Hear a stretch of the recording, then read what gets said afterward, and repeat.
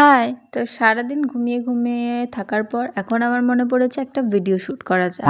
So এখন বেজে গেছে ১টা। তো আমি সব সেটআপ করে নিয়েছি। তার আগে আমি ওই আগের সিনগুলো শ্যুট করে নিয়েছি, কারণ আমি ট্রান্সলেশন ভিডিওগুলো বানাবো। এবার হচ্ছে মেকআপের পালা।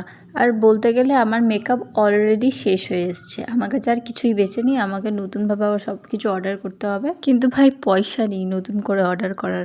তাই জন্য যেরমভাবে চলছে ওরমভাবেই চালাচ্ছি। সো যাই হোক, আমাকে কাজলটা ডার্কভাবে পরতে হবে, কিন্তু এই যে এতটা ডার্ক হয়ে যাবে আমি বুঝতে পারি না, ভূতনি লাগবে আমাকে দেখতে।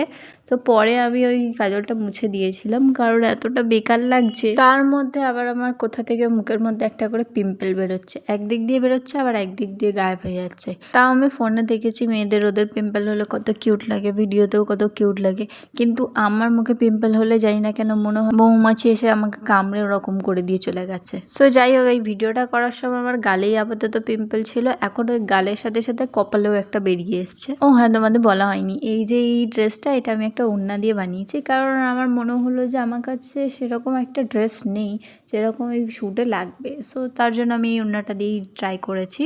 প্রথমে ভেবেছিলাম শাড়ি দিয়ে করব, তারপরে ভাবলাম যে আমার ঘরে যে লোকজন ওরা ঠিক গিয়ে উকিঝুঁকি মারবে, এর থেকে ভালো এই একটা ছোট্ট করে করে নিই।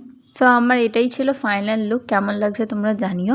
তো অবশ্য শাড়ি পরেও আমি একদিন বানাবো। তো আমার এখানে হয়ে গেছে ভিডিও শেষ, ভিডিও করা শেষ হয়ে গেছে। আমি এখানে সব এবার আমাকে পরিষ্কার করতে হবে।